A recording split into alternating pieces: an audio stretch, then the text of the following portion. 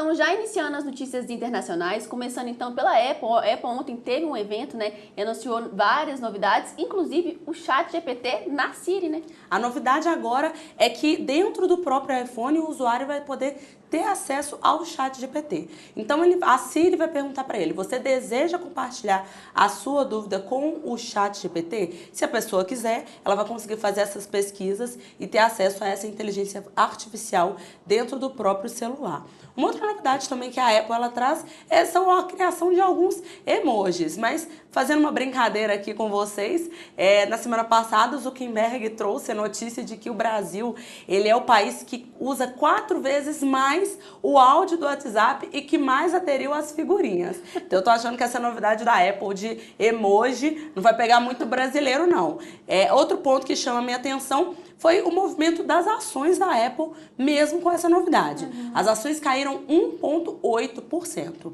Na minha perspectiva, o mercado ele aguarda uma novidade ainda mais expressiva, talvez mais importante, que genuinamente chame a atenção do usuário. O ponto é que a Apple já tem um tempo que talvez não lança algo extremamente surpreendente e apesar das atualizações e das novidades, isso não tem mexido um ponteiro. Talvez a Apple chegou num patamar em que é difícil inovar. É difícil você trazer uma novidade muito diferente. Então, acredito que por isso as ações caíram. Essa novidade ela vai estar disponível numa prévia a partir de segunda-feira, mas para o usuário de modo geral vai estar disponível a partir do outono dos Estados Unidos, que é a partir do mês de setembro. Vamos ver se quando o usuário estiver utilizando, se isso mexe o ponteiro das ações da Apple, apesar de eu achar que não é esse ainda o boom, né? O boom para a Apple.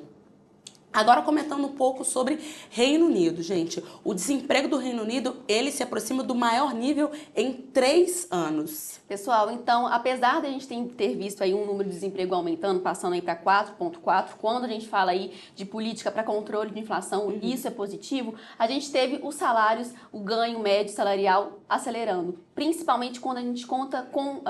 porque lá eles têm a diferença, contando com o bônus e excluindo o bônus. Quando a gente tem a inclusão do bônus, esse número acelerou. Com isso, a gente tem o Banco Central inglês, ele bem cauteloso em relação a quando ele vai cortar os juros. A meta por lá de inflação, ela está bem próxima do que eles, né, se propuseram, mas essa parte do forte crescimento salarial ainda pressiona bastante, porque é uma forma que os consumidores têm, né, um maior poder de compra. De qualquer maneira, o único consenso aí de mercado é que provavelmente esse corte ele deve se dar somente a partir do final do segundo semestre, por volta ali, aí o mercado já começa a ficar um pouco mais dividido, se seria em agosto ou se seria em outubro. Então a gente precisa ver como é que vai ser os próximos dados. Falando agora ainda de Europa, olhando um pouquinho para a Europa, está contando com os Estados Unidos mais imprevisíveis de ex-chefe da União Europeia. Exatamente. O ex-chefe da União Europeia, ele traz um cenário bem curioso. Ele trouxe nessa entrevista que ele deu, foi justamente para a CNBC, que hoje ele vê a aliança entre Estados Unidos e zona do euro num cenário bem... elas estão bem unidas, a União está bem estreita. Não só de forma geopolítica, mas também comercial e também em investimentos. A grande preocupação que o ex-chefe da União Europeia ele traz num cenário Trump 2, num cenário de reeleição do Trump, como vão permanecer essas nossas relações, essas nossas uniões. A gente sabe que existe, de certa forma, uma dependência entre uma e outra, e ele acredita que essa união, se hoje ela permanece num cenário tão positivo, a preocupação é como isso vai acontecer. E essa imprevisão, essa incerteza de como serão os próximos passos dos Estados Unidos, isso está gerando ansiedade para quando a gente olha para uma ótica europeia. Eu acredito que isso ainda pode trazer algumas repercussões, eu acredito que essa união entre esses dois poderes, nessas duas potências, ela é importante, de certo modo, para uma posição geopolítica globalmente falando,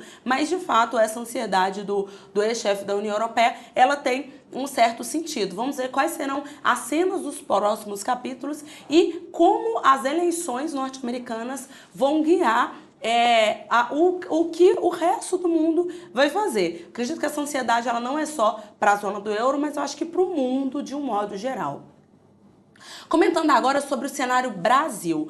Petróleo tem forte alta, aliás, é nacional mesmo. Petróleo tem forte alta com expectativa de maior demanda no verão no hemisfério norte. Pessoal, então a gente sabe que agora a gente começa as férias lá nos Estados Unidos e sempre quando tem férias lá, a gente tem uma maior demanda por justamente essa commodity. Com isso, o mercado espera que haja um déficit de cerca de 1,3 milhões de barris por dia.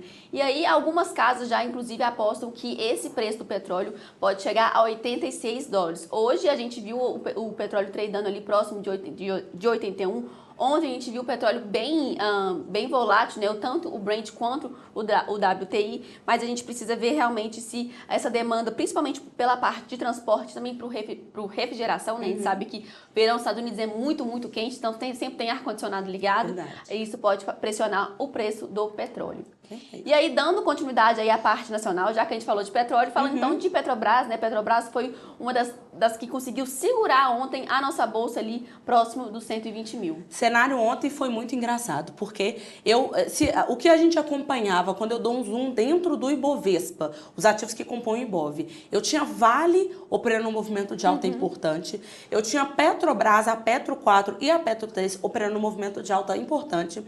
Só para vocês terem uma ideia, Petro 3 subindo mais ou menos 1,5, Petro 4 subindo mais ou menos 1,8. Então, se eu olho só para esse retrato, eu acreditaria no movimento de Ibovespa em alta. No entanto, gente, ontem foi um dia bem difícil para o Ibov, ele fechou numa queda de 0,01, basicamente o 0 a 0, mas se não fosse Petrobras, e aí eu acrescento também a Vale, esse movimento de queda, ele seria ainda mais importante. Os bancos caíram muito, ontem foi um movimento de queda importante para banco, varejo caiu bastante também. Então acaba que o trabalho de Petrobras e Vale para não deixar cair muito mais foi muito importante, mas faz com que a gente tenha atenção para outros ativos. O Ibovespa não é composto só de Vale e de Petrobras. Então, esse movimento 0 a 0 ontem, ele foi basicamente sustentado pelas commodities, mas o investidor, principalmente o trader, que acompanha as movimentações intradiárias, ele vai ter que começar a olhar para outros ativos, porque de fato, quem sustentou o dia foi Petro e Vale, mas se você olhar na composição geral, a gente acabou acompanhando esse movimento mais importante de queda. Só para vocês terem ideia, da composição do Ibov, 21% dos ativos apenas operou em alta. Os outros 79% da composição do Ibov operou em queda. Então, para você ver que foi uma força de braço que Petro e Vale conseguiram puxar ali, fazer um peso, mas os outros 79% foram bem importantes ali para a movimentação do dia. E só nos azedou mais porque a gente também teve uma curva de juros abrindo bastante. A gente chegou a bater mais de 1%. Sim. Ao longo do dia, corrigiu, mas foi bem expressivo. Perfeito.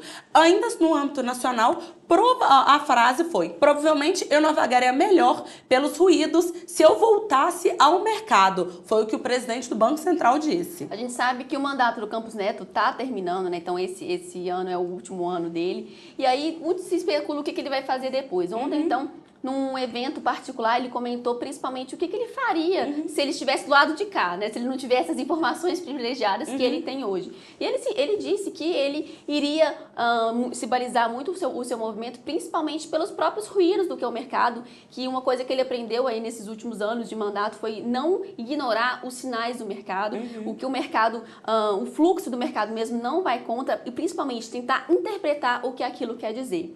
Perguntado também o que ele daria de conselho para o próximo sucessor, ele deu 3 conselhos, mas eu acho que 2 são os mais importantes, principalmente essa parte de reforçar a autonomia do Banco Central, que a gente sabe que é sempre uma dificuldade, né, um desafio para todos os governantes, né, todos os presidentes do Banco Central, mas também ter uma comunicação muito transparente com o mercado, porque isso, querendo ou não, gera credibilidade e é o que consegue, né, sustentar essa movimentação que a gente vê e até mesmo, como eu disse, a credibilidade do Banco Central. Toro Investimentos, uma empresa do Grupo Santander.